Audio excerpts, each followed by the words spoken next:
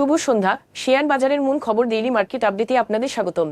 আজ ডিএসইক্স 42.92 পয়েন্ট বা 0.87% কমে 4,890 পয়েন্টে দাঁড়িয়েছে। এ নিয়ে টানা তৃতীয় কার্যদিবস ধরে সূচকটির পতন লক্ষ্য করা যাচ্ছে। আগের কার্যদিবসের তুলনায় বাজার লেনদেন 9.70% কমে দাঁড়িয়েছে 413 কোটি টাকায়।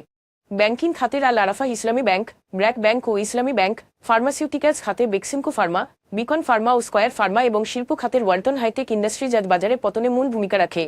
সেক্টর ভিত্তিক রিটার্নে আজ সকল খাতেই দরপতন রয়েছে, যার মধ্যে এনবিএফআই খাত সর্বোচ্চ 1.69% এবং টেক্সটাইল খাত দ্বিতীয় সর্বোচ্চ 1.50% দরপতন রেকর্ড করেছে।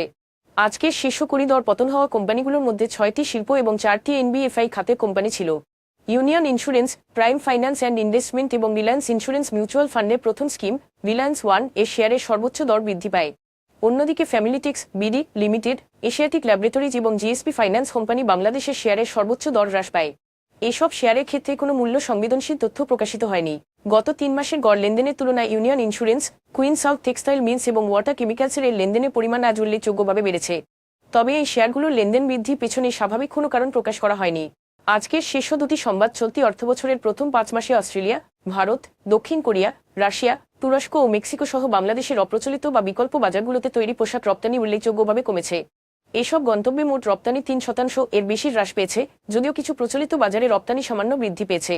খাত সংশ্লিষ্টরা বলছেন, বৈশ্বিক ভোক্তা চাহিদা দুর্বল হওয়া, সরকার ও বেসরকারি খাতের সীমিত বিপণন কার্যক্রম, বাজারভেদে পণ্যের পর্যাপ্ত বৈচিত্র্যের অভাব এবং এইসব অঞ্চলের জন্য রপ্তানি প্রণোদনা কমে যাওয়ায় এই পতনের প্রধান কারণ।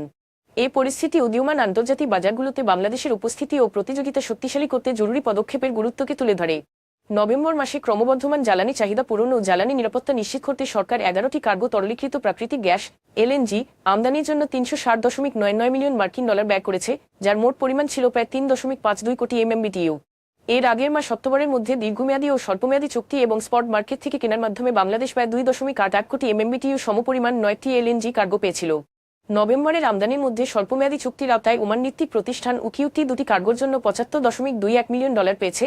পাশাপাশি স্পট মার্কেট থেকে আরও 3টি কার্গো $114.53 মিলিয়ন সংগ্রহ করা হয়েছে, যা দেশের স্থিতিশীল ও নিরবচ্ছিন্ন জ্বালানি সরবরাহ নিশ্চিত করার প্রচেষ্টাকে প্রতিফলিত করে। আজ এ পর্যন্তই, ধন্যবাদ।